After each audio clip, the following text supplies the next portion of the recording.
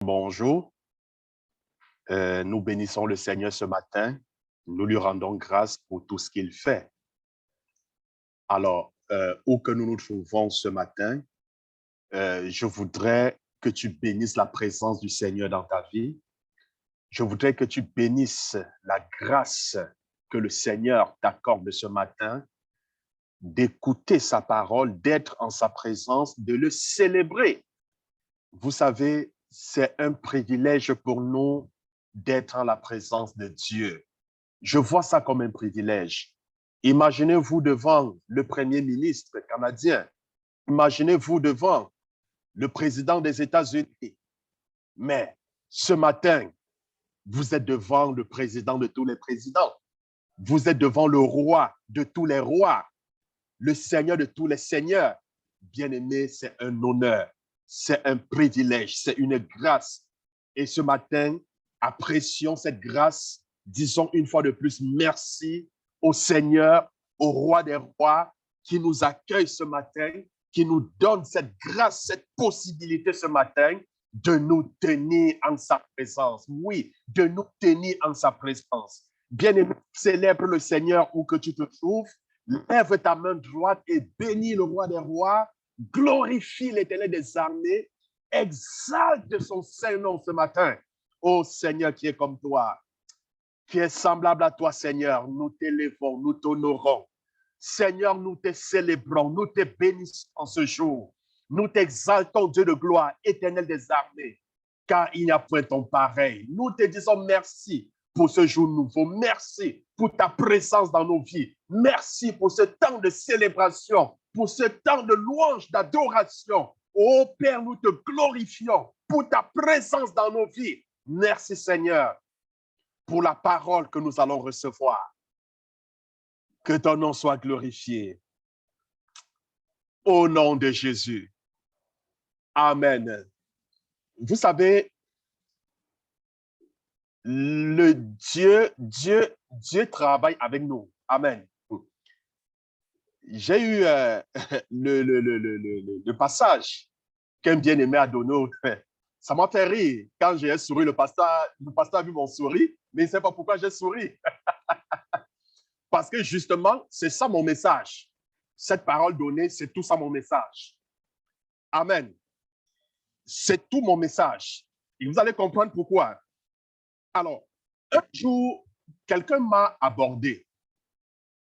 Alors, il me pose la question, pasteur, qu'est-ce qui prouve, quelle est la preuve que je suis véritablement appelé de Dieu, que je sers Dieu? Quelle est la preuve que je suis un enfant de Dieu, né de nouveau, que je suis un chrétien dont le nom, excusez-moi, est inscrit dans le livre de vie, parce qu'on a vu qu'il y a des gens qui pensent qu'ils sont chrétiens, mais peut-être ils ne sont pas chrétiens. C'est pour ça que l'apôtre Paul dit, examinez-vous pour voir si vous êtes dans la foi. J'ai donné une réponse, peut-être vous allez sembler bizarre. J'ai dit, les troubles, les problèmes. Il était assez surpris de ma réponse. Mais pourtant, c'est une réponse scripturaire. Voici ce que Jean-Baptiste dit de Jésus. Notre bien-aimé l'a dit. Dans Luc, chapitre 3, le verset 16 au verset 17. Lui, parlant de Jésus, il vous baptisera du Saint-Esprit et de feu. Il vous baptisera du Saint-Esprit et de feu. Il brûlera la paille dans un feu qui ne s'éteint point. Il brûlera la paille dans un feu qui ne s'éteint point. Souvent, Jean a dit, oui, moi je vous baptise d'eau, mais celui-là qui vient, il est plus grand, il est plus fort. Je ne suis même pas digne de délier la courroie de ses sandales. Lui là, c'est Jésus. Il vous baptisera du Saint-Esprit, pas seulement du Saint-Esprit, mais de feu. Parce que très souvent à l'église, on parle du baptême du Saint-Esprit, mais on ne comprend pas c'est quoi le baptême de feu. Amen. On ne comprend pas c'est quoi le baptême de feu. Et il précise en disant, il brûlera la paille dans un feu qui ne s'éteint point. Qu'est-ce qui implique le baptême de feu? Bien-aimé, le baptême de feu implique tout simplement les épreuves et les problèmes. Ça implique quoi? Les épreuves et les problèmes. Ça veut dire quoi? Ça veut dire que quand on parle du baptême du Saint-Esprit, qui baptise du Saint-Esprit? C'est Jésus. L'élément du baptême, c'est quoi? C'est l'eau, c'est le Saint-Esprit. Il te prend, il te plonge dans le Saint-Esprit et quand tu sors, tu commences à parler tu commences à parler en langue. Hein? De même, quand on parle du baptême d'eau, qui baptise d'eau? C'est le pasteur, l'homme de Dieu. Quel est l'élément du baptême? C'est l'eau. Le pasteur te prend, il te plonge dans de l'eau. Mais quand on parle aussi du baptême de feu, ça veut dire qu'à un certain moment de ta marche avec Dieu, ce n'est pas Satan qui te plonge dans les eaux des problèmes, mais c'est Dieu lui-même qui te prend. Il te plonge dans les flammes des problèmes. Il te plonge dans la fournaise des problèmes. Est-ce que vous comprenez? C'est très important. Alors, bien-aimés, nous pouvons nous poser la question ce matin. Mais pourquoi qui nous éprouve, en fait? Qui nous éprouve? Plusieurs se posent cette question. Qui nous éprouve? Qui apporte des épreuves dans la vie du chrétien? Est-ce Dieu ou le diable? Je vous pose la question. Je pense que j'ai répondu. Hein? Qui apporte les problèmes dans la vie du chrétien? Je dis bien du chrétien. Est-ce Dieu ou le diable? Il est très populaire de blâmer le diable. Je dis bien, il est très populaire de blâmer le diable pour la douleur ou la souffrance que nous expérimentons comme chrétiens. Quelquefois, le diable joue un rôle dans nos épreuves et problèmes. Cependant, le roi David croyait que les épreuves affrontées par les dirigeants, par des leaders, par des personnes en autorité qui se préparent pour le service de Dieu proviennent d'une autre source. Il dit dans Somme 11, le verset 5, l'Éternel sonde le juste. Il pensait lui-même, David, qu'il y a certains problèmes qui viennent que c'est Dieu qui permet. Amen. Nous pouvons tous louer Dieu pour le fait que souvent, nos problèmes et nos épreuves ne viennent pas du diable. Est-ce que tu peux louer Dieu du fait que souvent, je dis bien souvent, nos problèmes et nos épreuves ne viennent pas de qui? Ça ne vient pas du diable. Ce ne sont pas tous nos problèmes. Ce ne sont pas toutes nos épreuves. Ce ne sont pas toutes nos difficultés qui viennent du diable. À cet effet, je pense que nous pouvons louer le Seigneur. Nous avons affaire à Dieu très souvent et au résultat de nos propres mauvaises œuvres. Très souvent, les épreuves qui nous arrivent, c'est souvent le Seigneur qui le permet. Souvent, ce sont les conséquences de nos mauvais actes, de nos mauvaises actions. C'est parce que nous avons fait des choses qui ne sont pas bien et comme conséquence, nous subissons, n'est-ce pas, des épreuves, nous subissons, n'est-ce pas, le châtiment. Nous pouvons voir la souffrance de Job. La souffrance de Job était permise, je vais dire, par Dieu. Elle était permise par Dieu. Nous pouvons apprendre une leçon importante en étudiant les souffrances et les tribulations de Job. La Bible nous dit que le diable a obtenu la permission de Dieu avant d'éprouver Job. C'est ce que la Bible nous fait comprendre. Le diable a fait comment? Il a obtenu la permission de Dieu avant d'éprouver Job. Ça veut dire que si Dieu ne lui avait pas donné la permission, si Dieu n'avait pas donné la permission à Job, à Satan, il n'aurait jamais affligé Job. Lisez le livre de Job, chapitre 1, vous allez comprendre l'histoire, le chapitre intégral. Vous allez clairement comprendre que c'est parce que Dieu a permis à Satan d'affliger Job que Satan l'a fait. Est-ce que vous comprenez? Donc, le diable a obtenu la permission de Dieu avant d'éprouver Job. Mais remarquez, je dis bien remarquez que Job n'a jamais blâmé le diable.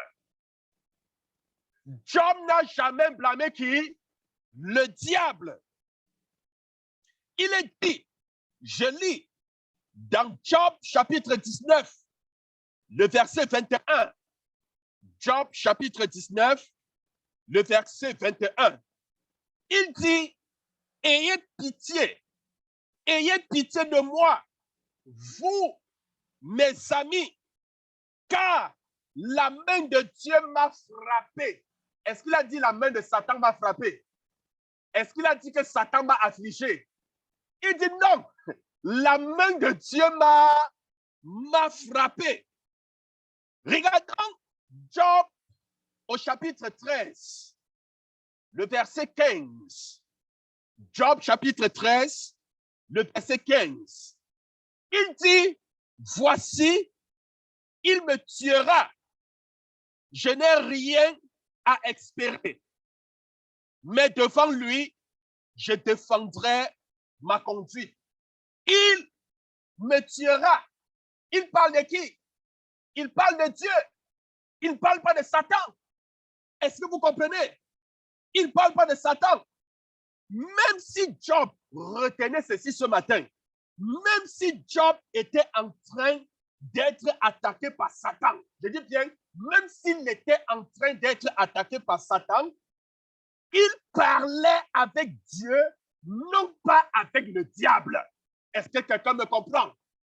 Même si ton épreuve est permise et que le Satan t'attaque, bien aimé, apprenons à parler à Dieu et non à Satan. Souvent, mon épouse me trouve souvent bizarre. Elle a souvent certaines situations, elle dit le diable n'y est pour rien. Elle dit que non, le diable n'y est pour rien. Est-ce que vous comprenez? Parce que moi, en tant qu'enfant de Dieu, quel que soit ce qui m'arrive, si Dieu ne permet pas, je ne vois pas Satan avoir le pouvoir de faire quoi que ce soit dans ma vie. Est-ce que vous comprenez? S'il y a une situation qui se produit, je sais que Dieu a permis. Est-ce que vous comprenez? Je sais que Dieu a permis. Donc, bien aimé, il refusa donc d'admettre le rôle de Satan dans aucune de ses épreuves et de ses tribulations. Il est bien de savoir que Dieu est de notre côté. Quand nous plaçons notre confiance en lui, il est toujours avec nous, quelles que soient les circonstances. La Bible dit dans 1 Corinthiens, bien-aimé, au chapitre 10, le verset 13, 1 Corinthiens, chapitre 10, le verset 13, aucune tentation ne vous est survenue qui n'ait été humaine. Est-ce que vous comprenez? Et Dieu, qui est fidèle, ne permettra pas que vous soyez tentés au-delà de vos forces. Mais avec la tentation, il préparera aussi le moyen d'en sortir afin que vous puissiez la supporter. Donc, la Bible nous fait comprendre qu'il n'y a aucune épreuve qui peut nous arriver en tant qu'enfant de Dieu qui ne soit pas humaine. Il n'y a aucune situation qui peut nous arriver si Dieu n'a pas préparé le chemin de sortie. La Bible déclare, si Dieu permet qu'on ait des problèmes, si Dieu permet qu'on ait des épreuves, si Dieu permet qu'on ait des tribulations, c'est parce qu'il a déjà pourvu à la solution. Est-ce que quelqu'un me comprend ce matin? Si Dieu permet que tu sois malade, c'est parce qu'il a déjà pourvu à la guérison. Si Dieu permet que tu traverses les épreuves difficiles, c'est parce qu'il y a déjà une solution, un chemin de sortie. Sinon, le Seigneur ne permettra jamais que tu subisses les épreuves actuelles. Dis-toi bien, quelle que soit l'épreuve que je subis, il y a toujours un chemin de sortie. Sinon, le Seigneur n'aurait jamais permis. Il n'aurait jamais permis. Il a dit qu'il ne permettra jamais une épreuve qui soit au-dessus de nous. Mais quand surgit l'épreuve, il y a toujours un chemin de sortie. Voici ce que Paul ajoute au sujet de Dieu. Voici ce qu'il ajoute dans Romains au chapitre 8, le verset 28. Romains chapitre 8, le verset 28. Nous savons du reste que toute chose concourt au bien de ceux qui aiment Dieu, de ceux qui sont appelés selon son dessein. La Bible déclare, nous savons que toute chose concourt au bien de ceux qui aiment Dieu. Toute chose concourt, toute chose, que ça soit en bien ou que ça soit en mal, toute chose concourt au bien de ceux qui aiment le Seigneur. Le Seigneur ne nous éprouve pas pour nous détruire. Le Seigneur nous éprouve pour nous faire du bien. Les persécutions ne sont pas là pour nous détruire, mais les persécutions, les épreuves nous fortifient. Les épreuves nous enseignent la sagesse de Dieu. Les épreuves nous permettent de comprendre la pensée de Dieu. Les épreuves nous permettent d'avoir la force, la puissance de Dieu. Les épreuves nous permettent d'avancer. Bien-aimés, nous voyons la promesse des épreuves et de la persécution. Dans la Bible, il y a une promesse des épreuves. Nous pouvons lire nos Bibles dans 1 Pierre. 1 Pierre chapitre 4, le verset 12. 1 Pierre chapitre 4, le verset 12. Alors, Pierre nous dit, bien-aimés, ne soyez pas surpris comme d'une chose étrange qui vous arrive, de la fournaise qui est au milieu de vous pour vous éprouver. Pierre dit, bien-aimés, bien-aimés, il s'adresse ici à l'Église. Il s'adresse ici aux bien-aimés, ceux qui craignent le Seigneur, ceux qui marchent avec le Seigneur, ceux qui écoutent la parole et la mettent en pratique. Il s'adresse ici à l'Église. Il dit, bien-aimés, ne soyez pas surpris comme d'une chose étrange qui vous arrive, de la fournaise qui est au milieu de vous. Mais la Bible dit qu'il y a une fournaise qui est au milieu de nous. Dieu a mis une fournaise au milieu de nous pour nous éprouver. Amen. Mais quand on parle de la fournaise, on a chauffé la fournaise. Hein? Vous connaissez ce que c'est que la fournaise? Amen. C'est quelque chose qui chauffe à une température hors du commun. Hors du commun. Et justement, la Bible dit, il y a une fournaise au milieu de nous. Nous ne devons pas être surpris. Nous ne devons pas être surpris. Parce que cette fournaise, c'est pour nous éprouver. Pour nous éprouver, pas pour nous détruire. Bien-aimés, lorsqu'on prend de l'or à l'état brut, si on vous présente, on vous dit que c'est de l'or, vous allez rejeter. Est-ce que vous comprenez? Lorsqu'on prend cet or, met dans la fournaise, on ressort la valeur de l'or. Est-ce que vous comprenez? Il y a certains potentiels, il y a certains dons, il y a certains talents que Dieu, pour qu'il ressorte ces choses en toi, il faut qu'il te plonge dans la fournaise des problèmes. Il faut qu'il te plonge dans des épreuves pour ressortir, n'est-ce pas, ce potentiel en toi, pour t'amener à comprendre certaines choses. Aussi longtemps que tu ne passes pas par la fournaise, il y a certaines choses que Dieu ne peut pas ressortir en toi. Est-ce que vous comprenez? Il y a certaines choses que Dieu non plus ne peut pas briser en toi. Parce que quand nous quittons du monde pour venir à l'église, nous venons comme à l'état brut. Hein? Comme l'or à l'état brut. Nous sommes bruts, nous sommes sauvages. Alors, il y a ce côté brut, ce côté sauvage que Dieu veut détruire en nous. Comment est-ce qu'il fait pour détruire? Il nous fait passer par la fournaise. Il nous fait passer par des épreuves. Dieu va permettre expressément à l'église que quelqu'un te piétine les pieds. Est-ce que vous comprenez? Oui, que quelqu'un te titille. Juste pour briser un aspect brut en toi, quelque chose que Dieu veut travailler. N'oubliez pas, bien-aimé, la Bible déclare comme l'argile entre les mains du potier. Ainsi, vous êtes entre mes mains, dit l'Éternel.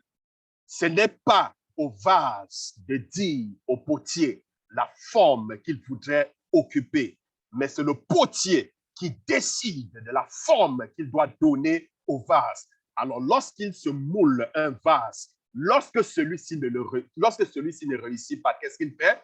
Il détruit et il donne la forme qu'il voudrait. Ainsi, nous sommes entre les mains de Dieu. Dieu nous moule, Dieu nous façonne au travers des épreuves, au travers des difficultés, au travers des persécutions. Est-ce que vous comprenez? C'est lui, l'Éternel, qui nous façonne. Bien-aimés, nous pouvons aussi lire dans 2 Timothée, chapitre 3, le verset 12. 2 Timothée, chapitre 3, verset 12.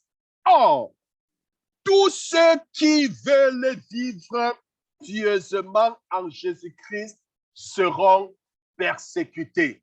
La Bible dit que tous ceux qui veulent vivre pieusement en Jésus-Christ seront comment? Persécutés. Ça veut dire que si tu veux marcher dans la sainteté, dans la droiture, si tu veux suivre le Seigneur Jésus-Christ, si tu veux être un modèle dans la société, autour de toi, la Bible te promet les problèmes. La Bible te promet quoi? Dieu te promet quoi? Les problèmes, ce sont les problèmes qui vont t'arriver. Tu seras persécuté. C'est ce que la Bible dit. C'est pour cela que la Bible dit dans Matthieu, chapitre 5, le verset 10. Matthieu, chapitre 5, le verset 10. Jésus dit, heureux ceux qui sont persécutés pour la justice, car le royaume des cieux est à eux. Heureux ceux qui sont persécutés pour la justice, car le royaume des cieux est à eux.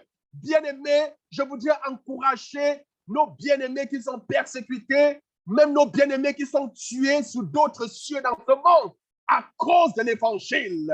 Je voudrais tout simplement encourager en disant, heureux serez-vous quand vous êtes persécutés, car le royaume des cieux vous appartient.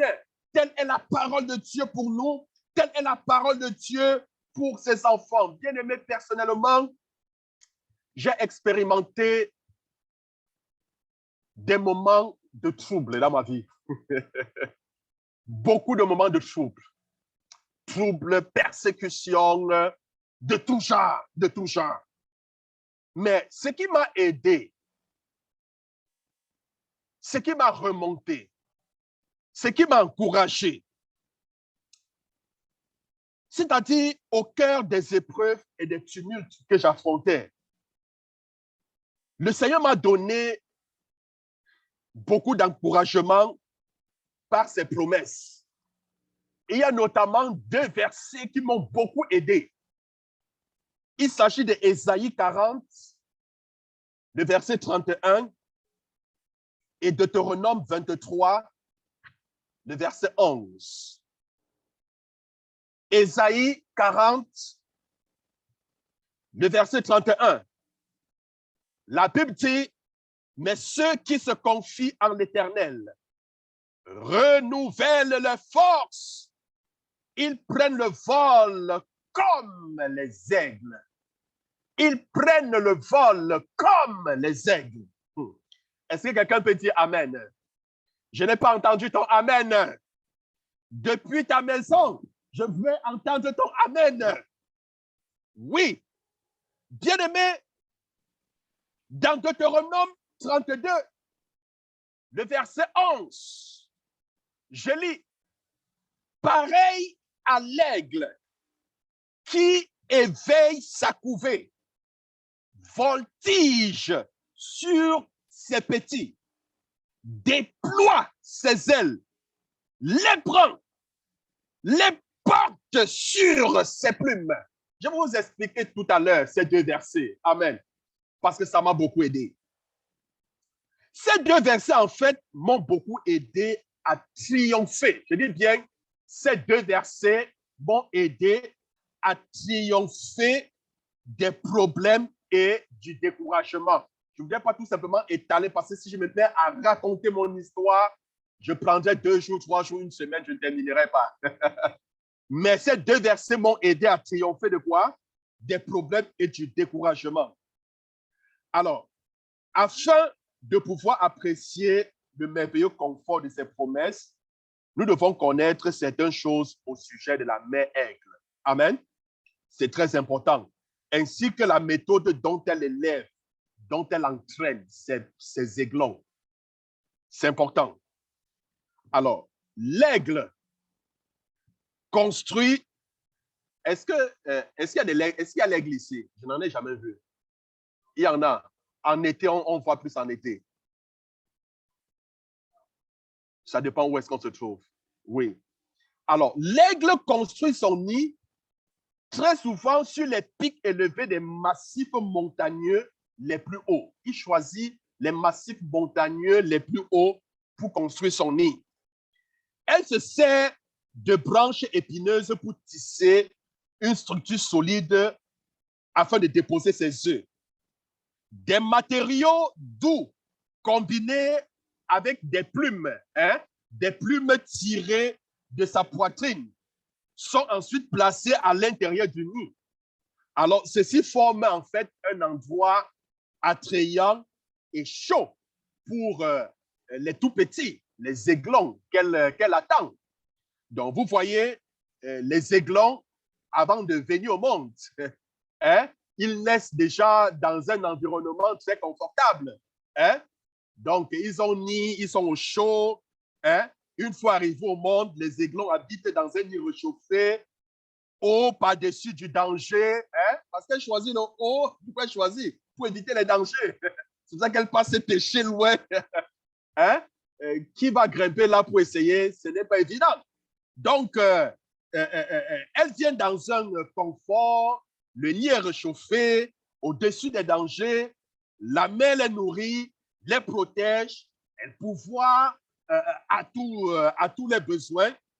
C'est ainsi, en fait, que Dieu nous traite, bien-aimés. Est-ce que quelqu'un me comprend? C'est ainsi que Dieu nous traite quand nous sommes des bébés en Christ. Lorsque nous venons en Christ, lorsque nous venons au Seigneur Jésus, nous découvrons quoi? Nous découvrons la grâce de Dieu. Nous découvrons son amour.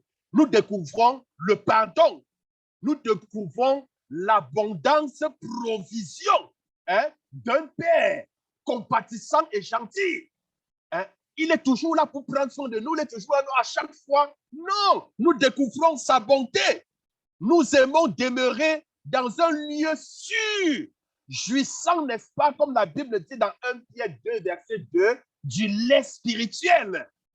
Le lait spirituel. C'est-à-dire, Dieu ne veut pas que tu cries. Non, chaque fois, il dit, on vient te capoter. On dit, non, non, ne plaît pas. Non, non, non, non. On te donne du lait, tout est calmé. Non, c'est comme ça. C'est-à-dire, tu es confortable. Mais le confort ne dure pas longtemps. Amen. Le confort ne dure pas longtemps. Toutefois, le moment vient où la mère aigle sait que ses aiglons doivent apprendre à voler et à se débrouiller par leurs propres moyens. Alors, elle commence à rendre le nid moins agréable. Elle commence à rendre le nid moins agréable, moins confortable. Alors, c'est ainsi que, au fur et à mesure, elle défait le nid et les aiglons se retrouvent, n'est-ce pas, à l'air libre, en proie, n'est-ce pas, aux intempérés, le soleil, le vent, le froid, la pluie. Et c'est comme ça qu'ils crient, c'est comme ça qu'ils se plaignent. Mais ils ne comprennent pas ce qui leur arrive. Ils ne savent pas ce qui est en train de se passer. En fait, la mère est en train de les préparer à quitter le nid pour apprendre en fait à voler. Pour apprendre à voler. Dans la vie, bien-aimée, il y a un principe spirituel qui s'applique aussi naturel. Le principe dit quoi? Il demeure le même, tant sur le plan spirituel que naturel. Aucune douleur, aucun gain. Que quelqu'un dise aucune douleur, aucun gain. Je n'ai pas compris. Aucune douleur, aucun gain. Oui, aucune douleur, aucun gain, bien-aimé. c'est un principe spirituel qui s'applique aussi dans le naturel. Bien-aimés, il y a des chrétiens qui veulent avoir des gains, qui veulent gagner, mais sans souffrir. Il y a des chrétiens qui veulent la couronne, mais ils ne veulent pas porter la croix. Non, pour que Jésus ait la couronne, il a fallu qu'il porte d'abord la croix. Bien-aimé, porte la croix. Accepte les épreuves. Endure les épreuves. Parce que ce matin, en fait, je vous parle sur le thème endurer avec patience. Endure avec patience les épreuves. Endure avec quoi? Avec patience. Oui, bien-aimé, apprenons à endurer les épreuves avec patience. Avec patience, parce que c'est au terme de l'épreuve, c'est après avoir enduré qu'on sera récompensé. Qu'on sera récompensé. Donc, bien-aimés, nous sommes bien souvent comme les aiglons. Nous sommes souvent comme les aiglons. Quoique la Bible nous dise que nous sommes en pèlerinage dans un monde qui n'est pas notre demeure, nous aimons bien nous installer dans un confort agréable. Hein? Nous aimons nous établir dans les différents choisis où nous pouvons manger, nous reposer au soleil. Hein? Nous nous sentons bien là où nous sommes et n'avons pas envie de poursuivre notre route vers la terre promise.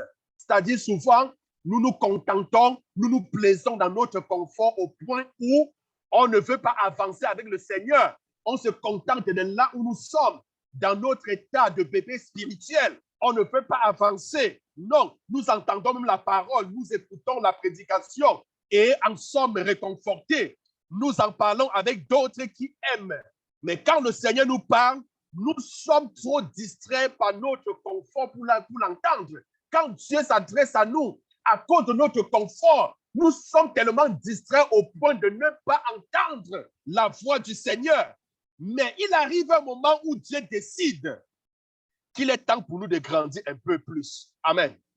Oui, il arrive un temps où Dieu dit, bon, voilà, tu n'es pas appelé à demeurer bébé spirituel. Tu dois grandir un peu. Tu dois grandir afin d'avancer dans son programme, parce que Dieu a un programme pour chacun de nous. Et Dieu veut que tu avances dans le programme qu'il a pour toi. À un certain moment, Dieu va se rendre compte que non, son programme pour ta vie n'avance pas. Est-ce que vous comprenez? Alors, il décide de te faire avancer dans son programme. Alors, il permet que nos circonstances du moment deviennent de plus en plus inconfortables. Il permet que les circonstances actuelles deviennent de plus en plus inconfortables. Soudainement, des problèmes, de la souffrance, des douleurs nous accablent. Nous commençons à reprendre le diable en pleurant, mais cela ne sert à rien. On commence à critiquer, oh, le diable a fait ceci, le diable a fait cela, ça ne sert à rien.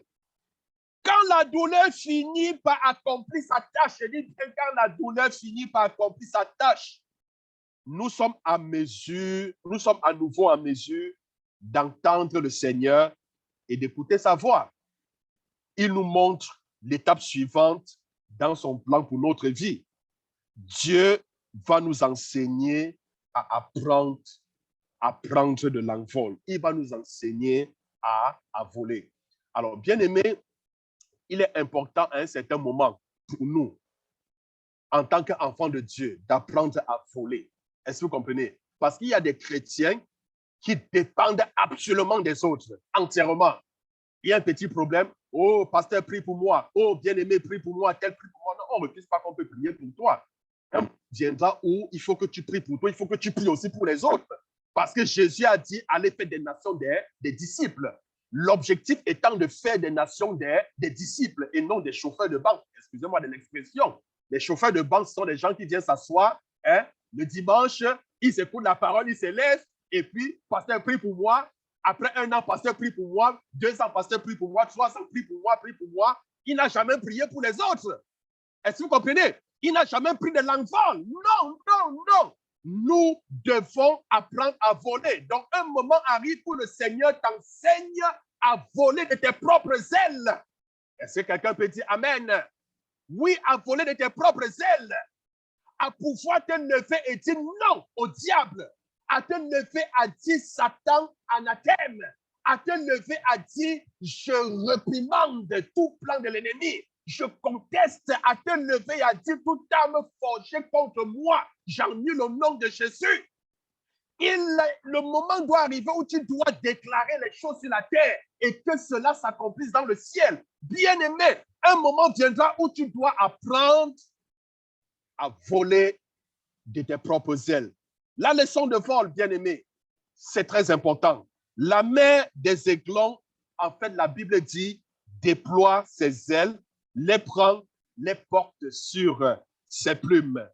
Le moment est arrivé, en fait, dans le processus de formation où l'aiglon est si heureux de sortir du nid piquant qu'il faut très peu d'efforts pour monter parce que ça ne lui coûte rien de monter sur le dos de sa mère et s'agripper de toutes ses forces aux plumes raides de sa maman.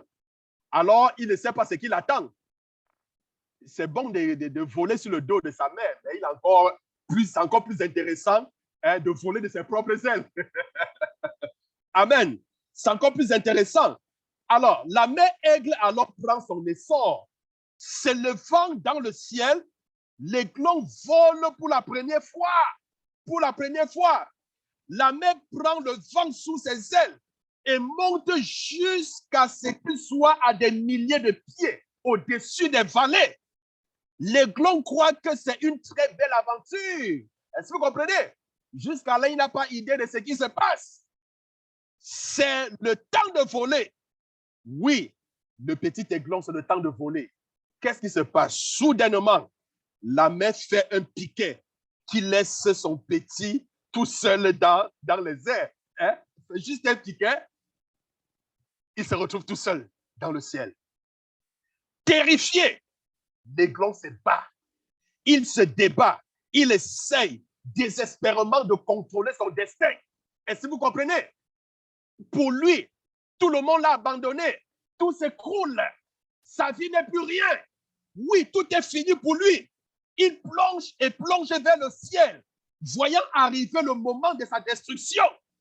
Bien-aimé, très souvent, c'est ce qui nous arrive.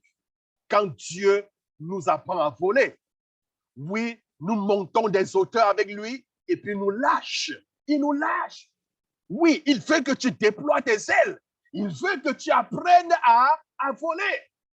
Nous sommes terrifiés parce que c'est un moment de trouble, c'est un moment de problème où nos amis nous abandonnent, où notre famille nous abandonne, ou même au lieu, peut-être dans le lieu de service, on t'a licencié. C'est comme si le ciel te tombait sur la tête. Tout va mal tout autour de toi. Tu as l'impression de faire une chute libre. Une chute libre, c'est une chute sans vitesse initiale. On vous prend à la vitesse V0 et puis on vous laisse tomber. Donc, bien aimé, vous croyez que tout est fini. Et juste au moment où tout semble perdu, l'aiglon aperçoit une ombre qui fonce en dessous de lui. Et il sent le dos fort de sa mère se placer sous ses pieds, interrompant sa chute vertigineuse. Encore une fois de plus, qu'est-ce que la mère aigle fait? Elle remonte encore dans le ciel et à chaque fois, l'aiglon se bat jusqu'à ce qu'il apprenne à voler. Amen. Jusqu'à ce qu'il apprenne à voler. Bien-aimés, nous ressemblons à cet aiglon. Nous attendons l'appel de Dieu à son service, qui nous dit de prendre le vol comme les aigles. Il nous demande de prendre du vol comme des aigles. Donc, bien-aimés, il y a un moment où tout semble obscur. C'est comme si le ciel nous tombait sur la tête. Présentement, toi qui m'écoutes, peut-être tu vis des moments difficiles. Peut-être tu vis des moments atroces. Mais je voudrais te dire, ne perds pas espoir parce que le Seigneur est là. Il est avec toi. Il dit que si tu marches dans les flammes ne te consumeront pas, parce que même dans les flammes, il est avec toi. Oui, si tu marches dans les eaux ne te submergeront pas, parce que le Seigneur, même dans les eaux, il est avec toi. Il est avec toi, bien-aimé, il est avec toi. Alors, nous nous posons la question, pourquoi Dieu nous éprouve-t-il? Pourquoi Dieu nous éprouve? Pourquoi? Pourquoi nous avons des épreuves? Pourquoi nous avons des problèmes, des persécutions, des situations difficiles? Bien-aimé, la première raison pour laquelle nous sommes éprouvés, c'est que la pression produit la croissance. La pression produit quoi? La croissance. Alors, dans Somme 4, de verset 2, dans Somme 4, verset 2, quand je crie, réponds-moi, Dieu de ma justice. Quand je suis dans la détresse, sauve-moi. Aie pitié de moi. Écoute ma prière. Bien-aimé, ce somme de David était écrit à la suite du plus grand échec dans sa vie. Je ne voudrais pas parler de sa liaison avec Bathsheba, mais c'est que l'aspect positif qu'on retient, c'est que bien que les épreuves qu'il a eues, c'était une conséquence à ce qu'il avait fait, mais cela l'a amené à grandir. Amen. Cela l'a amené à grandir. Donc, bien aimé, les épreuves nous amènent à faire comment? À grandir. Les épreuves nous amènent à grandir, à grandir, à grandir. Nous grandissons dans le Seigneur au travers des épreuves. Est-ce que vous comprenez? Vous allez voir des chrétiens, quand vous voyez un chrétien qui ne grandit jamais, c'est le genre de chrétien qui refuse toujours les épreuves, qui fuit les épreuves. Est-ce que vous comprenez? Il ne grandit pas. Il reste toujours à un état de bébé spirituel. Quand une épreuve arrive, ce sont des accusations vis-à-vis de Dieu. Oh, Dieu ne m'aime pas. Oh, ceci, cela. Oh, oh, oh, oh. Est-ce que vous comprenez? C'est très dangereux. C'est très dangereux. Parce que ça ne sert à rien de te plaindre. Parce que aussi longtemps que tu es en Christ, Dieu va t'amener en autre. Il va toujours te laisser tomber. Il va toujours permettre. Jusqu'à ce que tu réussisses à l'épreuve. Jusqu'à ce que tu réussisses à l'épreuve. Donc, bien aimé, les épreuves nous amènent à grandir. Ils nous amènent à grandir. Les épreuves, deuxième point, les problèmes nous éprouvent et nous humilient. Les problèmes nous éprouvent.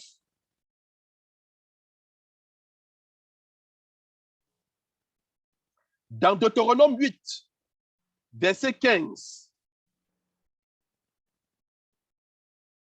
au verset 16.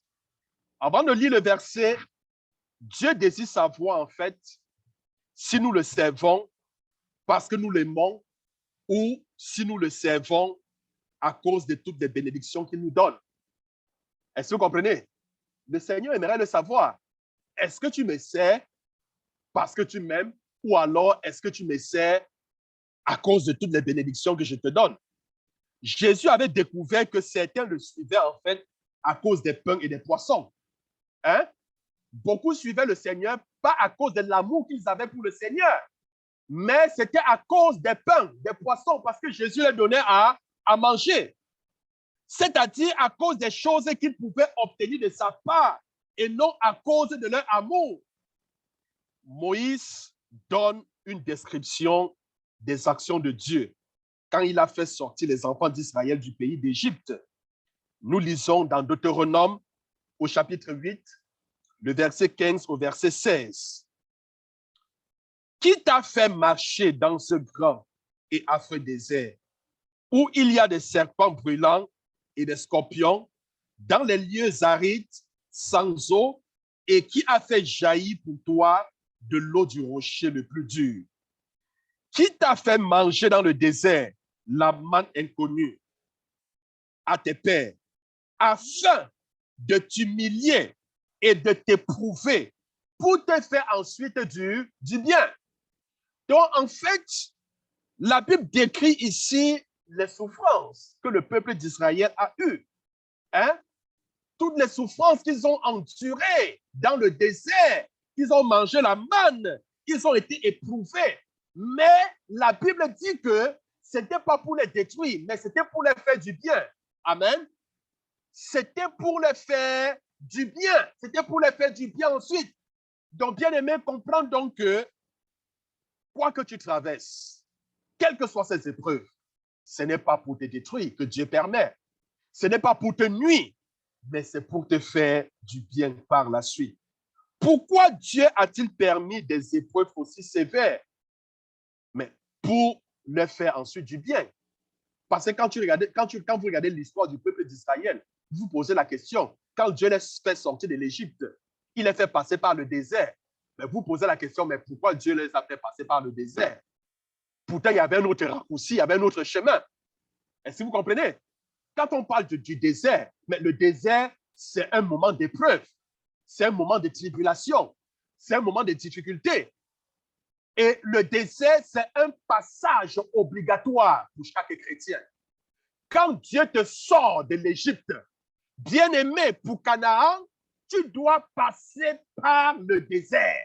Le désert, écoutez-moi très bien ce matin, c'est un passage obligatoire pour chaque enfant de Dieu. Le désert, c'est un lieu aride. Il n'y a pas d'eau, il n'y a pas de nourriture. Il y a des serpents, il y a des scorpions au désert. Mais pourquoi Dieu me fait passer là où il y a les serpents? Pourquoi Dieu me fait passer là où il n'y a pas d'eau? Bien-aimé, c'est pour t'éprouver et te faire du bien, pour t'amener à lui faire confiance, pour t'amener à dépendre de lui. Bien-aimé, c'est très important. Le peuple d'Israël ne parvenait même plus à s'alimenter. Dieu a pourvu à la manne. Chaque jour, Dieu les donnait à manger et Dieu leur disait, quand vous prenez la manne, ne gardez pas ce que vous allez manger demain. Non, ne gardez pas.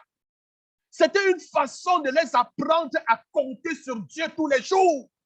Bien-aimés, apprenons à compter sur le Seigneur. Parce que la Bible déclare, quiconque met sa confiance en l'Éternel ne sera jamais déçu. Le Seigneur n'a jamais déçu ceux-là qui comptent sur lui. Le Seigneur n'a jamais déçu ceux-là qui mettent leur confiance en lui. Bien-aimé, mets ta confiance en l'Éternel. Mets ta confiance en l'Éternel et il ne te décevra jamais. Quand Dieu planifie de former et de faire croître une église, par exemple, je dis bien quand Dieu planifie de former et de faire croître une église, alors il commence en les emmenant aux profondeurs du découragement. Oui, je vous dis la vérité. C'est le constat que j'ai fait. C'est-à-dire, même à l'église, souvent, quand vous êtes plongé dans un découragement absolu, vous dites, mais les choses ne fonctionnent pas. Non, ça ne marche pas comme on... Non, non, non. Ah oui, sachez que le Seigneur vous plonge là parce qu'il a quelque chose de glorieux à faire. Est-ce que quelqu'un peut dire Amen? Oui, il commence en les amenant aux profondeurs du découragement, dans la boue, dans des situations impossibles. Voici pourquoi il le fait. Vous savez pourquoi il le fait? Deutéronome chapitre 8, verset 17. Deutéronome 8, verset 17. Voici pourquoi il le fait. Garde-toi de dire en ton cœur, ma force et la puissance de ma main m'ont acquéri ces richesses. Amen. Pourquoi Dieu le fait? Pour que demain, tu ne frappes pas la poitrine, dire, si on a réalisé telle chose, c'est à cause de notre force, c'est à cause de nos talents, c'est à cause, de notre dynamisme. Non, non, non, non, non, non. Ce n'est pas parce que tu es trop dynamique, ce n'est pas à cause de ton talent. D'ailleurs, même tu n'en as pas. Amen. Ce n'est pas à cause de tes efforts. Mais tu comprennes que c'est à cause de l'Éternel. Amen. Donc, quand Dieu donne la croissance, l'orgueil l'accompagne souvent. Est-ce que vous comprenez? L'orgueil l'accompagne souvent. Et nous pensons que c'est notre propre intelligence ou nos propres dons qui apportent de telles bénédictions. La miséricorde de Dieu nous sauve de cet orgueil en permettant de grandes épreuves avant d'accorder l'accroissement et la bénédiction. Est-ce que vous comprenez? Donc, qu'est-ce que Dieu fait souvent? Il permet que vous sombrez, vous tombez dans le découragement, dans l'impossibilité. Il vous plonge même dans la boue. Est-ce que vous comprenez? Oui, dans la boue, dans le ridicule. Mais qu'est-ce qui se passe? Ah oui. Maintenant, quand il relève les choses, en ce moment-là, vous pouvez voir que non. C'est la main de l'Éternel. Ce n'est pas à cause de notre main. Ce n'est pas à cause de notre intelligence. Ce n'est pas à cause de nous, mais c'est à cause de la main de Dieu.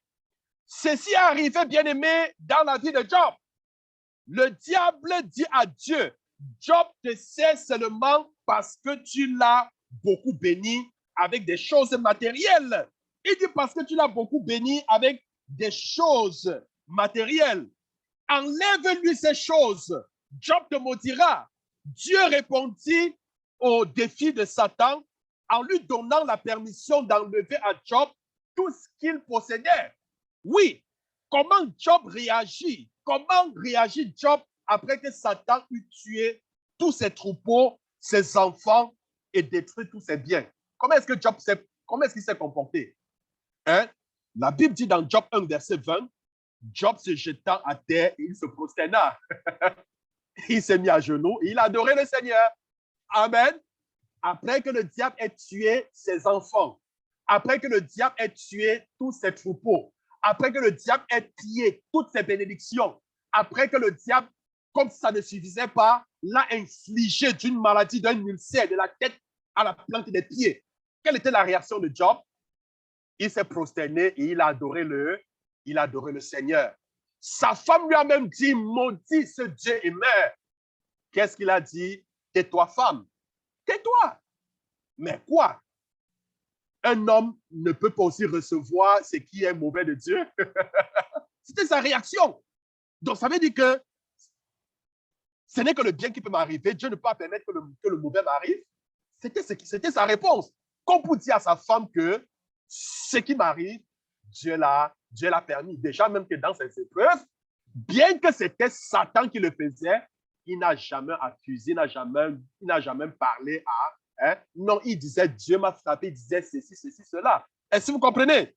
Donc, bien-aimé, il s'est prosterné et il adorait.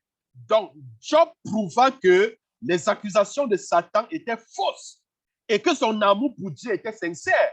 Il a montré aux yeux de ses amis, aux yeux du monde, spirituellement, devant Satan, devant Dieu. Il a montré que son amour pour Dieu était sincère. Il continua à adorer Dieu quand ses maisons, quand ses animaux, quand ses enfants et ses richesses furent enlevés. Bien-aimé, est-ce que c'est pareil? Très souvent, quand nous sommes dans des problèmes, dans des difficultés, nous abandonnons l'église. Nous partons, nous pensons peut-être que nous allons trouver mieux ailleurs. Bien-aimé, je vous dis, si ici ça ne marche pas, tu pars ailleurs, la même épreuve va te suivre là où tu es. Est-ce que vous comprenez? Ce n'est pas parce que tu pars d'église en église que là où tu vas aller, tu seras épargné de l'épreuve. Non, non, non. Si c'est le Dieu créateur du ciel et de la terre, si c'est le Père céleste, si c'est Dieu qui t'a appelé, si c'est Dieu que tu sais, bien-aimé, tu auras la même épreuve où que tu ailles. La même épreuve va te suivre. Les mêmes problèmes vont te poursuivre. Où que tu ailles, bien-aimé, où que tu ailles, cela va te poursuivre. Alors, bien-aimé, comme nous disions, Job continua à adorer Dieu. Quand ses maisons, ses animaux, il a tout perdu. Combien de chrétiens aujourd'hui continuent à adorer Dieu quand tout va mal? Combien continuent à persévérer lorsqu'ils sont licenciés? Hein? Combien, lorsqu'ils ont perdu des affaires qui s'élèvent à des hauteurs de millions? Souvent, certains, c'est une occasion de chute. Souvent, certains disent non, vraiment, si Dieu vivait, si Dieu était vraiment vivant, Dieu ne devait pas permettre que ceci m'arrive. Mais non, c'est parce qu'il est vivant qu'il permet que ça t'arrive. Amen. Justement, c'est parce qu'il est vivant qu'il permet que cela t'arrive. Nous devons comprendre ces choses, bien-aimés. C'est très important. Nous devons comprendre. Donc, Job a continué à élever Dieu, à bénir le Seigneur, malgré le fait qu'il a perdu ses richesses, qu'il a perdu ses enfants, malgré le fait qu'il était infligé d'une maladie inguérissable. Oui, il était frappé d'une maladie qu'on ne saurait guérir à l'époque. Souvent, c'était même dans la maladie. Oui, Dieu reste intact. Tu pries, tu dis, oh, le Seigneur ne m'exauce pas, mais Dieu reste Dieu. Est-ce que vous comprenez? Dieu reste Dieu. Dieu nous éprouve dans les épreuves et Dieu regarde ton cœur. Dieu regarde ta réaction. Dieu regarde ce qui sort de ta bouche pendant les moments d'épreuve parce que c'est un test. Et tout ce qui sort de ta bouche, fais très attention en ce moment-là. Parce que c'est pendant ce moment que Dieu te note. Il note, c'est une évaluation. Il note. Et quand tu échoues, bon, ouais, je suis désolé, tu dois reprendre. Tu dois reprendre jusqu'à ce que tu réussisses. Bien-aimé, dans Job chapitre 13, le verset 15, Job chapitre 13, verset 15, voici, il me tuera, je n'ai rien à espérer, mais devant lui, je défendrai ma conduite. Finalement, Dieu redonna à Job le double de ce qu'il possédait auparavant. Est-ce que vous comprenez? Après avoir persévéré, Dieu a restauré le double de tout ce qu'il avait perdu. Si vous lisez Job, chapitre 42, le verset 10, vous allez voir que Dieu lui a donné le double, hein, la double portion, hein, parce qu'il avait réussi, n'est-ce pas, l'épreuve, parce qu'il était loyal envers Dieu. Hein? Il était loyal envers Dieu face aux épreuves. Il n'a jamais compromis. Souvent, la loyauté nous manque. Souvent, nous compromettons, nous péchons contre Dieu face aux épreuves. Est-ce que vous comprenez? Nous accusons Dieu, nous, au lieu de comprendre l'épreuve, au lieu de tenir ferme. Mais nous péchons contre le Seigneur. La Bible dit dans Jacques, chapitre 5, le verset 10 au verset 11, « Prenez, mes frères, pour modèle de souffrance et de la patience, les prophètes qui ont parlé au nom du Seigneur. Voici, nous disons, bienheureux ceux qui ont souffert patiemment. » Vous avez entendu parler de la patience de Job et vous avez vu la fin que le Seigneur lui accorda, car le Seigneur est plein de miséricorde et de compassion. Bien-aimés, endurons avec patience, parce que la fin d'une chose vaut mieux que son commencement. Oui, la Bible dit la fin d'une chose vaut mieux que son commencement. Alors, si tu traverses des moments difficiles, si tu portes la croix aujourd'hui, sache que demain, il y a une couronne qui t'attend. Sache que demain, il y a une récompense qui t'attend. Bien-aimé, si tu pleures aujourd'hui, sache que tu riras demain. Bien-aimé, quelle que soit la longueur de la nuit, il y a ce adage qui le dit, le jour finira toujours par paraître. Quelle que soit la durée de tes épreuves, quelle que soit la durée de tes problèmes, sache qu'un jour ton soleil brillera. Sache qu'un jour la solution se viendra à toi. Sache qu'un jour le Seigneur va t'élever. Bien-aimé, endure avec patience. Continue à glorifier le Seigneur. Continue à adorer le Seigneur, malgré les circonstances autour de toi, malgré les épreuves, malgré les difficultés. Ne compromets jamais. Sois loyal, sois intègre. Alors, bien-aimé, Job, regardez la fin, il a eu le double de tout ce qu'il avait perdu. Et je viens prophétiser dans ta vie ce matin, bien-aimé, tout ce que tu as perdu à cause du Seigneur, le Seigneur te le rendra au double au nom de Jésus. Je n'ai pas compris ton amen. Oui, il dit, il te rendra même au centuple, non seulement dans le siècle présent, mais même dans le siècle à venir. Bien-aimé, que cela soit ta portion au nom puissant de Jésus. Le troisième point, bien-aimé, la souffrance peut augmenter la puissance de Dieu en nous. Oui, la souffrance, les épreuves, fait augmenter la puissance de Dieu. Certains se posent la question, mais comment? Amen. Oui, si vous demandez à Dieu de vous accorder sa puissance dans votre vie, vous devez comprendre ce qui est requis pour l'obtenir. Si tu dis, Seigneur, j'ai besoin de ta puissance dans ma vie, tu dois aussi comprendre ce qui est requis pour l'avoir. Amen. Tu dois comprendre ce qui est requis pour l'obtenir. David a dit, dans Somme 102, le verset 24, Dieu a brisé ma force dans la route. Il a abrégé mes jours. Il a abrégé mes jours. En fait, qu'est-ce que je veux dire, bien-aimé? Quand vous demandez la puissance de Dieu, il vous demande en retour. Es-tu sérieux? Quand tu dis, Seigneur, je veux ta puissance, j'ai besoin de ta puissance. Il te pose la question, es-tu sérieux? Alors, si tu es prêt, je dis bien, si tu es prêt à être réduit à l'impuissance, c'est-à-dire à une dépendance complète sur Dieu. Est-ce que vous comprenez? Et de te charger de la souffrance et des épreuves qui l'accompagnent, je te donnerai ma puissance. Telle peut être la réponse de Dieu. Amen. Je te donnerai ma puissance. Parce qu'il faut être prêt à dépendre complètement de Dieu. Et pour être prêt à dépendre complètement de Dieu, sache que Dieu va te passer dans la fournaise. Dieu va te passer dans toutes sortes d'épreuves pour que tu apprennes à compter sur qui? Sur lui et non sur tes forces. Il va briser tes forces. Il va te briser, il va te mouler comme le potier. Est-ce que vous comprenez?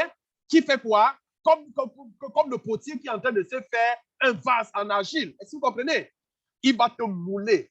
Si ça ne réussit pas, qu'est-ce qu'il fait? Il détruit.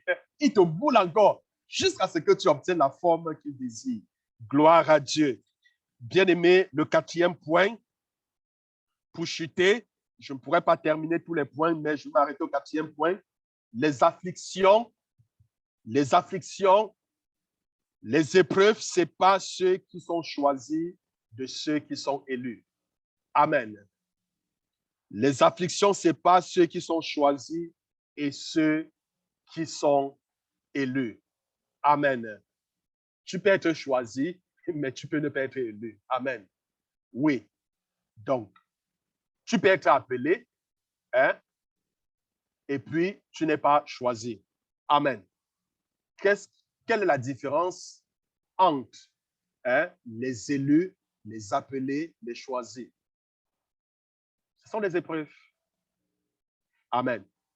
Jésus dit, beaucoup sont appelés, mais peu sont élus. Mais quelle est donc la différence entre les appelés et ceux-là qui sont élus? Beaucoup sont appelés. Il y avait toute une foule qui était appelée, mais peu sont ceux qui étaient choisis. Mais qu'est-ce qui a marqué la différence entre les appelés et les choisis? Mais ce sont les épreuves. Les épreuves nous distinguent. Les épreuves distinguent les appelés des choisis. Bien-aimé, je pouvais voir Jésus à la tête d'une église de plus de 500 000 personnes. La Bible dit qu'il y avait 500 000 hommes, sans compter les femmes et les enfants. 5 000. J'ai parlé de 500 000. Oh, 5 000. J'exagère un peu. 5 000. Amen. Jésus se les appelle, la Bible dit. Beaucoup sont appelés. Oui, ils sont venus. Ils sont venus. Mais maintenant, quelle était la différence? Il fallait les élus, les choisis. Mais qu'est-ce qui a marqué la différence? Mais c'était des épreuves. C'était des épreuves. À un certain moment, ils se sont rendus compte que, hey, suivre Jésus, là, ce n'est pas facile. Est-ce que vous comprenez? D'aucuns suivaient Jésus parce qu'il a donné à manger. Il a donné du pain, du poisson, parce qu'il faisait des miracles. À un certain moment, ils ont trouvé des épreuves. C'était difficile pour eux de suivre. Ils ont commencé à abandonner le Seigneur. Ils ont commencé à fuir. Ils sont partis. Ils sont partis. Ils sont partis. Jésus dit, quelqu'un se lève, Seigneur, je vais te suivre. Jésus dit, mais qu'est-ce qui t'empêche? Viens, suis-moi. Il dit, attends d'abord, Seigneur, que j'aille ensevelir mon père. Jésus lui dit, écoute, laisse les morts enterrer les morts. Toi, suis-moi. L'autre dit, Seigneur, je vais te suivre. Mais attends d'abord que j'aille dire au revoir à ma famille. Jésus dit, merde. Jésus dit, écoute, celui qui met la main à la charrue et regarde en arrière n'est pas propre, n'est pas digne d'entrer dans le royaume des cieux. Bien-aimés, ils ont abandonné jusqu'à ce qu'il n'est resté que les 12. Et Jésus se tourna vers les 12. Il leur posa la question, vous aussi, pourquoi vous ne partez pas? Pierre prit la parole et dit, Seigneur, à qui d'autre irons-nous? Mais c'est toi qui as la parole de la vie. C'est toi qui as la parole de la vie. Quelles que soient les épreuves, non, nous les acceptons parce que nous te suivons. Pas à cause des miracles que tu fais. Nous te suivons. Pas parce que tu nous donnes à manger. Nous te suivons pour la vie éternelle que tu nous donnes. Nous te suivons parce que nous t'aimons. C'est à cause de l'amour que nous avons avec toi et la vie éternelle que tu nous donnes. C'est pour cela que nous te suivons. À qui d'autre irons-nous? Oui, bien-aimés. Voilà donc ceux-là qui ont bravé des épreuves. Qui ont bravé des épreuves. Voilà la différence, bien-aimés. Voilà la différence. Donc, les afflictions, ce n'est pas ceux qui sont choisis, de ceux-là qui sont élus. De ceux-là qui sont élus. Ils sont nombreux qui viennent à l'église. Mais combien ont-ils abandonné? Ils sont plusieurs qui sont abandonnés. Pourquoi est-ce qu'ils ont abandonné? Hein? Pourquoi est-ce que certains restent et d'autres s'en vont? Qu'est-ce qui a marqué la différence? Mais ceux qui sont restés, c'est ceux qui ont tenu ferme aux épreuves. Ceux qui sont là, ce n'est pas parce qu'ils n'ont pas eu des épreuves. Non. On a tous traversé des épreuves. Hein? Chacun à son niveau, selon le plan, le programme de Dieu pour sa vie. Est-ce que vous comprenez? Donc, bien aimé, je veux tout simplement te dire ce matin, quelles que soient les épreuves que tu traverses, comprends que le Seigneur est présent. La Bible dit toutes choses concourent au bien de ceux qui aiment le Seigneur. Apprenons donc, en tant qu'enfants de Dieu, que tout ce qui nous arrive, que ce soit en mal ou en bien, toutes ces choses concourent à notre bien. Ce n'est pas seulement quand tout va bien, même quand tout va mal, le Seigneur est au contrôle. Job ne parlait pas à Satan pendant ses problèmes, mais il parlait à Dieu. Est-ce que vous comprenez? Il parlait à Dieu. Très souvent, nous glorifions le Satan. Nous glorifions Satan dans les épreuves. Hein? Nous glorifions Satan. Non, écoute, en tant qu'enfant de Dieu, tout ce qui t'arrive n'est pas le fruit du hasard. Si tu marches dans l'obéissance, ce n'est pas le fruit du hasard. Est-ce que vous comprenez? Si ce n'est pas une conséquence des actions négatives que tu as posées, c'est que Dieu a permis l'épreuve. Dieu a permis l'épreuve, pas pour te détruire, parce que la Bible dit que nous devons être informés qu'il y a une fournaise qui est au milieu de nous. Oui, Dieu a mis au milieu de nous une fournaise pour nous éprouver. La Bible dit que tous ceux-là qui veulent vivre pieusement en Jésus-Christ seront persécutés. Et sache que le désert, qui est une image des problèmes, des difficultés, est un passage obligatoire pour tout enfant de Dieu. Parce que dans le désert, Dieu t'apprend à compter sur lui. Dans le désert, Dieu te brise. Dieu ressort le potentiel, la gloire qu'il a mis en toi. Oui, Dieu ressort ses traits en toi au travers du désert. Je voudrais tout simplement te dire, bien-aimé, toi qui m'écoutes, endure avec patience. Ne lâche pas, n'abandonne pas. Parce que l'épreuve que tu traverses, c'est comme, tu es dans une école, tu es dans une salle de classe. C'est comme un élève qui commence en première année primaire. Est-ce que vous comprenez? Mais tu suis des enseignements, tu suis des leçons. Mais par la suite, ton enseignant t'évalue pour voir si tu as maîtrisé la leçon, si tu as compris la leçon, afin de te promouvoir à une classe afin de t'amener à une classe supérieure. Même le naturel nous enseigne, bien-aimé. Même la nature, les choses quotidiennes nous enseignent. C'est pareil avec Dieu. Quand nous échouons les évaluations, nous allons au rattrapage. Est-ce que vous comprenez? Si nous échouons, on continue jusqu'à ce qu'on ait la note de passage. Quand tu n'as pas la note de passage, tu ne pars pas. Il y a certains même qui sont exclus. Parce qu'ils sont tellement allés au rattrapage, 1 fois, 2 fois, 4 fois, 5 fois, 10 fois, 20 fois. Il y a des chrétiens qui sont allés au rattrapage au moins 5 fois. Est-ce que vous comprenez? Parce qu'ils ne veulent pas comprendre la leçon. Ils ne veulent pas comprendre la leçon. Et aussi longtemps que vous ne passez pas, que vous ne réussissez pas à cette épreuve, vous ne serez pas promu en classe supérieure. Et par conséquent, vous allez demeurer un bébé spirituel. Vous ne pouvez pas grandir. Votre foi ne peut pas grandir. Parce que la foi ne peut pas aller au-delà de notre obéissance. Telle est la grande loi qui encadre la foi. Oui, bien-aimé, comment est-ce que tu te comportes pendant les épreuves? Comment est-ce que tu te comportes? Comment? Sache que lorsqu'une épreuve surgit, Dieu permet les yeux du Seigneur, Dieu te regarde. Dieu regarde comment tu te comportes, comme il regardait comment Job se comportait. Dieu regarde. Dieu note. Il note. Qu'est-ce qui sort de ta bouche pendant les épreuves? Qu'est-ce qui sort de ta bouche? Certains maudissent le Seigneur. Certains disent, ça ne vaut pas la peine de croire. Certains disent des choses horribles, glorifiant ainsi Dieu. Et Satan dit, tu vois, je t'avais dit. Satan dit, j'avais raison. Regarde comment celle qui dit que c'est ma fille, c'est mon enfant, regarde comment il se comporte. Est-ce que vous comprenez? Comment est-ce que nous nous comportons, bien-aimés? Alors, sachant que lorsque nous réussissons à une épreuve, c'est en ce moment que le Seigneur nous élève.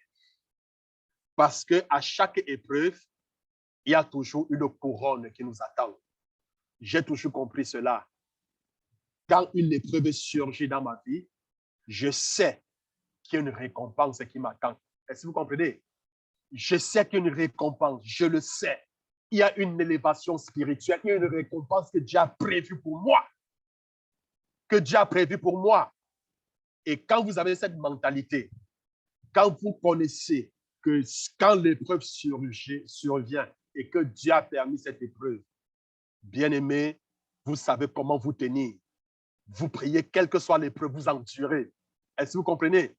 Parce que vous avez compris. Vous avez compris. Mais si vous ne réussissez pas l'épreuve, Dieu va vous laisser à la même épreuve. Et vous allez vous rendre compte qu'à l'église, vous allez avoir les mêmes problèmes. On va prier, ça ne doit rien changer. Est-ce que vous comprenez? Oui, mais vous êtes à une épreuve. C'est parce que vous ne comprenez pas, parce que vous êtes rebelle, difficile. Est-ce que vous comprenez? Souvent, certains pensent que c'est en changeant d'église qu'il y aura la solution. Ce n'est pas le même Dieu qu'on prie ailleurs. En changeant, c'est la même épreuve qui va te rattraper là-bas. Tu vas reprendre avec Dieu. Tu vas reprendre jusqu'à ce que tu réussisses l'épreuve. Jusqu'à ce que tu réussisses l'épreuve. Je voudrais donc à cet effet, bien-aimé, t'interpeller à ne pas regarder les épreuves, les problèmes comme étant mauvaises choses. Parce que, comme je vous ai dit, il y a ce principe spirituel qui s'applique physiquement. Aucune souffrance, aucun gain. Pour avoir la couronne, il faut que je porte ma croix. Bien-aimé, charge-toi de ta croix. Oui. Et puis la couronne t'attend. Porte ta croix. Persévère. Sois loyal. Et le Seigneur te récompensera. Et le Seigneur ne permettra jamais une épreuve qui soit au-dessus de toi. Non. Il ne permettra pas une épreuve que tu n'es pas en mesure de porter, de supporter. Jamais. Il ne permettra pas.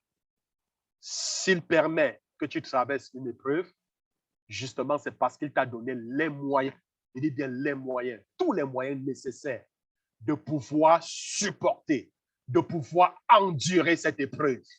Amen. et il a prévu un chemin de sortie. Le temps et au temps marqué, le Seigneur va tout simplement te conduire vers le chemin de sortie. Quand tu auras réussi à l'épreuve, le Seigneur va te montrer le chemin de sortie.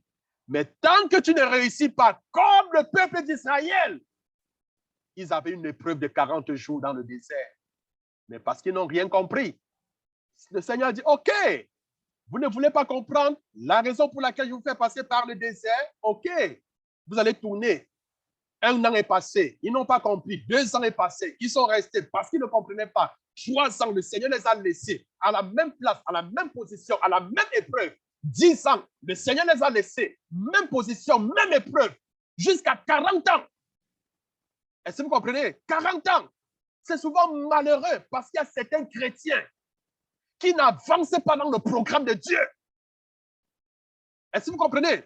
Il y a certains chrétiens qui n'avancent pas dans le programme de Dieu. Ils restent à la même position. Ils restent au même endroit pendant 1 an, pendant 5 ans, pendant 10 ans. Ils n'ont pas bougé d'un seul pouce. Pourquoi? Parce qu'ils ne comprennent pas les épreuves. Parce qu'ils ne réussissent pas les épreuves.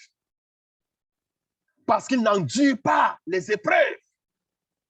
Il y a certains même qui meurent sans avoir accompli le plan de Dieu pour leur destinée.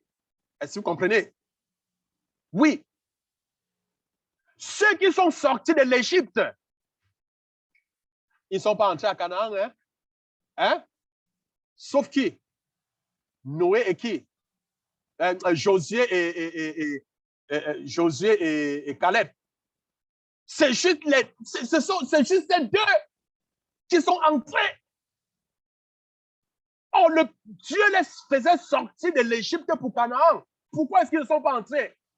Pourquoi est-ce qu'ils ne sont pas arrivés à destination? Pourquoi est-ce qu'ils n'ont pas atteint le but? Pourquoi est-ce qu'ils ne sont pas arrivés là où Dieu les attendait? Parce qu'ils n'ont pas compris les épreuves. Ils sont restés à la même position, au même endroit, aux mêmes épreuves, tous les jours de leur vie. Bien-aimé, l'épreuve ne dure pas pour l'éternité. Quand vous avez une épreuve qui se répète, ça peut aller, je ne sais pas la durée, le temps, ça dépend de Dieu. Amen. Mais le conseil que je vous donne, c'est quoi? C'est que quand vous traversez une épreuve, rassurez-vous, est-ce que je suis loyal envers Dieu? Est-ce que je suis intègre? Si la question c'est oui, ne vous gênez pas. Vous comprenez? Quelle que soit la durée de l'épreuve, comme on dit, quelle que soit la durée de la nuit, le jour finira par paraître. Quelle que soit la durée de cette épreuve, vous finirez par avoir la solution. Vous comprenez? Mais si dans l'épreuve, vous êtes dans la compromission, une épreuve qui était censée durer 1 semaine, vous allez vous retrouver à 7 ans. Est-ce que vous comprenez? Parce que vous allez tourner, vous allez toujours tourner autour, vous allez tourner, vous n'allez jamais la voir. Vous n'allez jamais réussir à cette épreuve. Pourquoi? Parce que vous êtes dans la compromission. Vous êtes dans la compromission. Vous vous plaignez, vous accusez Dieu. Hein? Vous menacez même Dieu de l'abandonner. Vous cessez d'aller à la prière, vous cessez de prier, vous cessez de participer aux activités de l'Église. Ce n'est pas le fait de faire ça qui change Dieu. Il reste Dieu. Est-ce que vous comprenez? Il reste Dieu. Il ne change pas. Ça n'enlève rien à ce qu'il est. Donc, bien aimé, c'est ainsi que le peuple d'Israël a tourné pendant 40 ans. Une épreuve de 40 jours a été transformée en 40 années à cause de la compromission. À cause de la compromission. Je voudrais tout simplement te dire ce matin que la compromission ne fera qu'abréger le plan de Dieu pour ta destinée. Oui, ne fera qu'abréger, même annuler, parce qu'il y a des gens qui ne sont pas arrivés là où Dieu les attendait. Mais bien aimé, ma prière, c'est que cela ne soit pas ta portion, toi qui m'écoutes ce matin au nom de Jésus. Ma prière pour toi, c'est que le Seigneur te donne la grâce d'endurer avec patience les épreuves. d'être loyal, d'être intègre vis-à-vis du Seigneur pendant les moments d'épreuve. Et sache qu'il y a une bénédiction double qui t'attend à la fin de chaque épreuve. Bien-aimé, que le Seigneur vous bénisse, que le Seigneur vous fortifie, que le Seigneur vous donne de tenir ferme, que la grâce de Dieu soit avec vous en ce moment difficile. Oui, toi qui traverses ce moment difficile, ne pense plus que le Seigneur n'est pas avec toi. Non, le Seigneur est présent. Le Seigneur est avec toi. Il ne t'abandonnera jamais. Il ne te délaissera jamais. Quelles que soient les circonstances difficiles, le Seigneur est toujours avec nous. Bien-aimés, soyez bénis au nom de Jésus. Amen.